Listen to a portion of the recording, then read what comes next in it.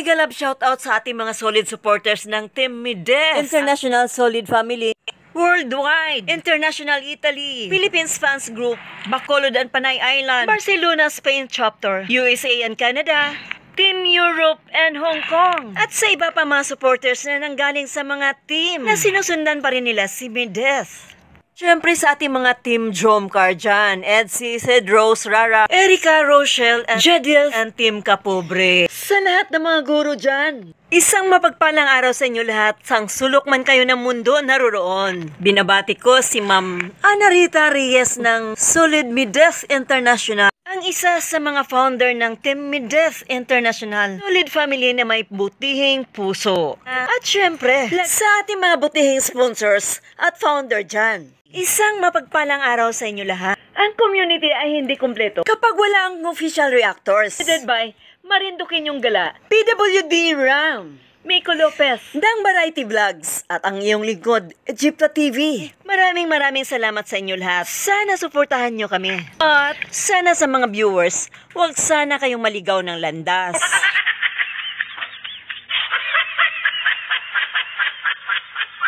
Well, ito na ang ating update sa ating bida na si Midet Basilonia, also known as Leche Plan Girl. Isang kaaya-ayang mukha ng ating bida na ipinakita at kasiyahan dahil sa dumating ng mga biyaya na galing sa mga sponsors ni Bonso. Pero habang ito'y nagsusukat sa mga biyaya, ay may sumulpot na bangaw. Galit na galit at nagdurugo ang puso. Kaya kawawang bangaw dahil tinatawanan lang siya ng ating bunso. At nang sabi, move on na kayo, bangaw.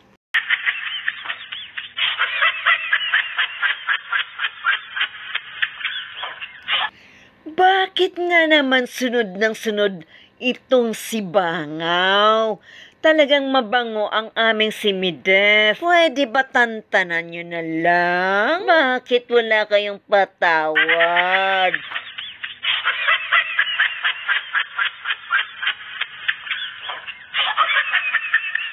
Nagdurugo na nga ang inyong puso sa bawat galaw ng aming bunso. At bakit hindi pa kayo susuko? Hanggang sa langit ba talaga ay susundan niyo siya? Pero sorry na lang dahil hindi kayo paakyatin ni San Pedro. Kaya maghugas muna kayo ng inyong mga kasalanan bago kayo paakyatin. Okay? Agreed na tayo, ha? Huwag mo nang sundan si Bunso.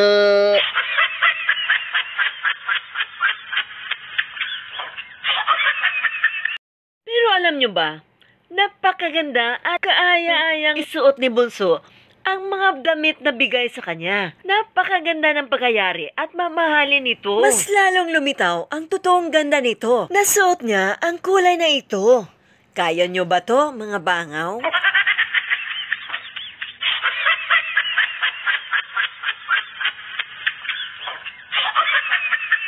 Ang mga bangaw, takot yan magluto. Dahil sanayan sila sa pasosyal. Kaya ganito sila magluto, oh.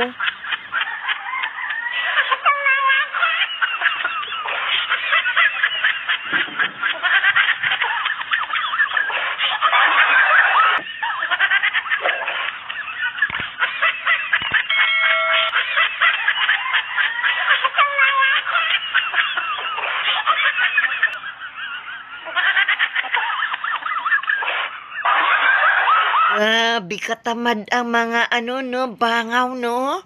Sobra.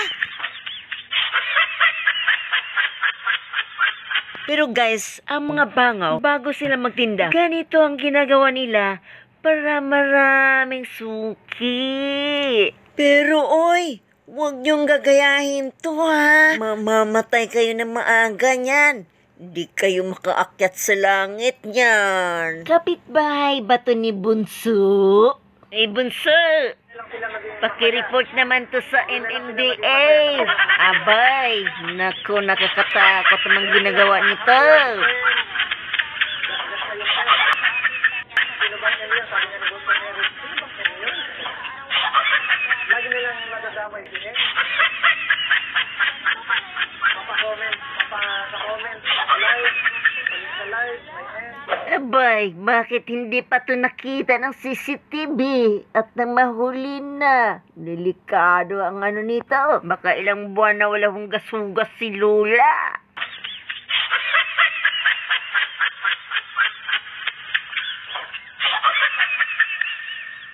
Mga matatakaw dyan, bili na kayo.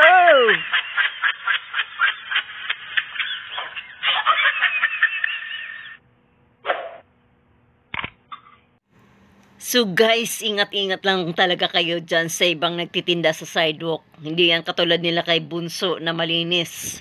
Si Lola ito, tignan mo, hindi mo sukat akalain na gagawin ng ganyang matanda. So, you should always be careful and lesson to learn as you watch this video. Guys, uto pa, kung may vendor na sa Laula, meron ding madiskarte pang isa. Kanya-kanya talaga estilo sa pagbenta, no? Tignan ninyo, napakagaling ng diskarte niya.